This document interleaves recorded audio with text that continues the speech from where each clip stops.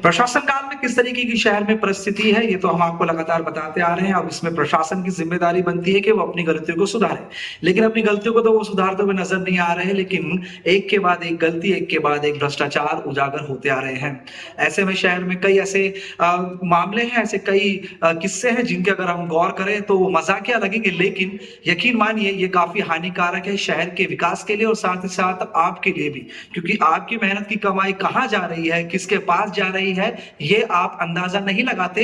आपको तब समस्या होती है जब आपके ऊपर कार्रवाई की तलवार लटकती है, तब आप जो है तितर पतर होते हैं और उसके दबाव में आप अपनी मेहनत की कमाई प्रशासन को दे देते हैं। लेकिन प्रशासन उस मेहनत की कमाई का क्या करती है, इसका खुलासा, इसका हिसाब रखने की जिम्मेदारी जनता की भी है और हमारी है, जो कि हम आप तक इस जानकारी को पहुंचा रहे हैं। हमारे साथ मोती लुधवानी जी हैं।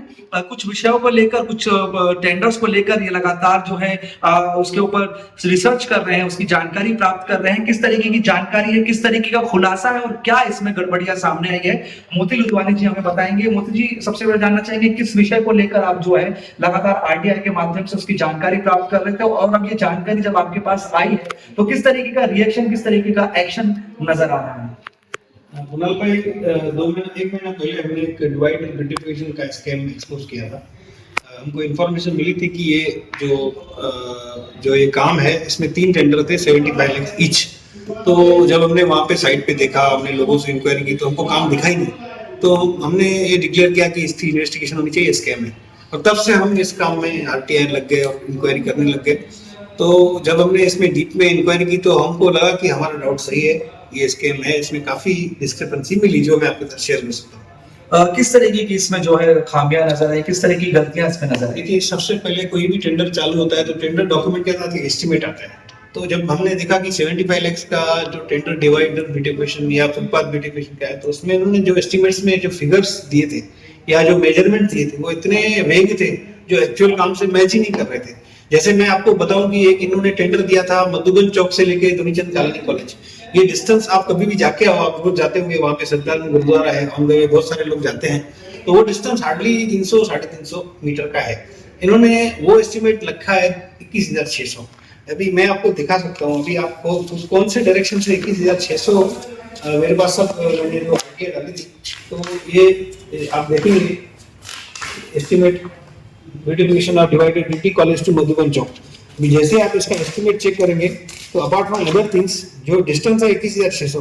अब 21,600 स्क्वायर मीटर कैसे हो सकता है? रेट इन्होंने स्क्वायर मीटर का लगाया है और ये लाखों में इन्होंने जो 75 लाख का इन्होंने बनाया है। तो आप इमेजिन कर सकते हैं, जो चीज 300 350 रिटर्न 500 600 है, 2 फीट का हाइट होता है डिवाइडर, उसका स्क्वायर मीटर करेंगे तो 1.5 स्क्वायर मीटर आएगा पर स्क्वायर मीटर एरिया टुवर्ड्स दोनों साइड पड़ेंगे। इससे गौर करने वाली बात यह है, प्रशासनिक काम है और जिस तरीके से किया जा रहा है, तो प्रशासन के जो मुखिया हैं हमारे आयुक्त जी अजीत शेख जी, उनको इनके बारे में जानकारी थी, या फिर जिस तरीके से ये देखने को मिलता है जो अधिकारी रहते हैं वो वरिष्ठों को बताते नहीं है, अंदर अंदर जो मिली भगत करते हैं, कई जगहों पर पता भी होता है लेकिन जानकर भी आंख मूंद दी जाती है। तो इसमें आयुक्त जी का क्या इसमें जो है रहा? देखिए, स्टाफ में होता है ना, सबसे बड़ी तकलीफ क्या है, बहुत बड़ी हायरार्की है। इसमें जूनियर इंजीनियर है, इसमें डेप्यूटी इंजीनियर है, इसमें एग्जीक्यूटिव इंजीनियर है, इसमें सिटी इंजीनियर है, उसके बाद इसमें एडिशनल कमिश्नर जुईकर मैडम जो थी, मैं नाम ले रहा हूँ जी, उसके बाद आयुक्त आते हैं। तो सबसे बड़ी बात है कि ये चारों जूनियर इंजीनियर, डेप्यूटी इंजीनियर, ये सब एक ही आदमी है। तो चारों एक दूसरे का काम वेरीफाई करने के लिए होते हैं, वो वेरीफाई नहीं हो रहा है। उसके बाद ये चीज पहुंचती है एडिशनल कमिश्नर, वो शायद इसमें सपोर्ट करती है, मुझे पता नहीं है, इन्वेस्टिगेशन से पता चलेगा। आयुक्त का इसमें जानकारी होने का स्कोप बहुत कम है, क्योंकि आयुक्त साहब बहुत ऊपर बैठे हैं। उनको पीडब्ल्यूडी देखना है, उनको वाटर सप्लाई देखना है, उनको टीपी देखना है, उनको स्टोर देखना है, उनको जितने भी कारपोरेशन में 15 डिपार्टमेंट है उनको सब देखने हैं। तो आयुक्त साहब क्या क्या देखेंगे? वो काम डिवाइड करते हैं, एडिशनल कमिश्नर, उनके नीचे डीसीएम है, डिप्टी कमिश्नर है, उनके नीचे असिस्टेंट कमिश्नर है, उनके नीचे आपके सिटी इंजीनियर है, एग्जीक्यूटिव इंजीनियर है, डेप्यूटी इंजीनियर है। तो 10 लोगों की हायरार्की नीचे उनके है, लेकिन वो 10 लोगों में आप 4 इंपॉर्टेंट पोजीशन एक ही इंसान को दोगे।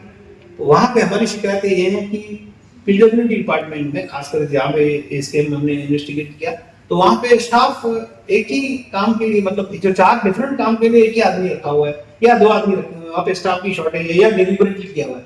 तो जो आपका सवाल था कि आयोग के इसमें चांसेस होना, मुझे काफी कम लगता है। हाँ, हो सकता है एडिशनल डिप्टी कमिश्नर उनका शायद हो। आपकी इस रिपोर्ट के बाद उनका कुछ जायजा रहा, उन्होंने ग्राउंड में जाकर इसके बारे में कुछ जानकारी लेने की कोशिश की, क्या एक्शन रहा उनका जब ये चीजें उनके सामने आई? आज वो साइट पे चले और उन्होंने अपना स्टेटमेंट दिया, जो आपको मीडिया के थ्रू मालूम पड़ जाएगा, शायद आपको शेयर होगा। उन्होंने हमारी रिक्वेस्ट तुरंत मान ली। अपार्ट फ्रॉम विजिटिंग साइट, उन्होंने ये पेमेंट उन्होंने रोक दिया। जितने भी टेंडर, जितने भी ऑर्डर थे, उन्होंने पेमेंट स्टॉप कर दिया। जो काम चालू नहीं है वो वर्क ऑर्डर उन्होंने कैंसिल कर दिया, क्योंकि वही वर्क ऑर्डर 2 जगह पे था। वो मैं आपको दिखाऊंगा एक्सप्लेन क्यों है। उसके अलावा उन्होंने दोनों इंजीनियर को इंस्ट्रक्शन दिया कि वो मुझे बताएं कि क्या काम हुआ है। मतलब मैं जो इन्वेस्टिगेशन कर रहा हूँ वो मुझे कोऑपरेट नहीं कर रहे थे, तो उन्होंने इंस्ट्रक्शन दिया कि कोऑपरेट कीजिए।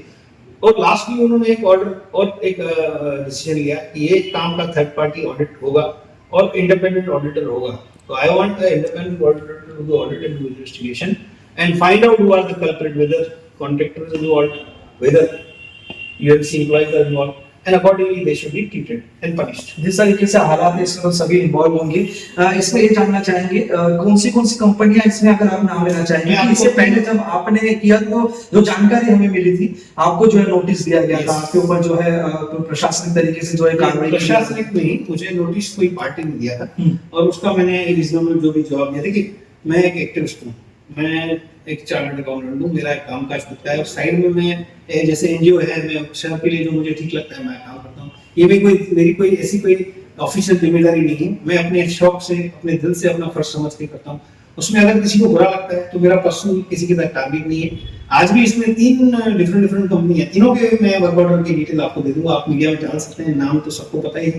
तीनों डिफरेंट नाम है, अभी इसमें डिस्कस करते जाएंगे तो काफी नाम आ जाएंगे। इसमें गौर करने वाली आखिरी सवाल ये रहेगा, इसमें गौर करने वाली बात ये है कि जिसका जो मुखिया था इस पूरे एनकैप को देखने वाला, अब तो उसकी बदली हो चुकी है, अब तो वो चले गए। अब आदेश निकाल के, अब बात करके कि इसे पकड़ो उसे पकड़ो, तो किसे पकड़ेंगे? आपको क्या लगता है, लेकिन न्याय मिल पाएगा इस बार? देखिए, न्याय अभी जो मिला वो उठाते हैं, जो नहीं मिला वो छोड़ देते हैं। गिलास आधा भरा हुआ है, गिलास आधा खाली है। पैसे रुक गए, चोरी रुक गई, 2.25 करोड़ में से 40 गया तो लगभग 2.25 करोड़ रुक गया। ये हमारी सक्सेस है अगर रुक जाता है। इन्वेस्टिगेशन में अगर कोई और कल्प्रिट आता है, जो अधिकारी आते हैं या ठेकेदार आते हैं, उनको भी अगर सही तरीके से पनिशमेंट किया जाता है तो भी सही हमारे लिए जस्टिस है। जो चला गया। अभी समझो 100 में से 10%, 20% इंसाफ नहीं मिला, अगर 70%, 80% भी इंसाफ मिला तो क्या बुरा है। हमसे बातचीत करने के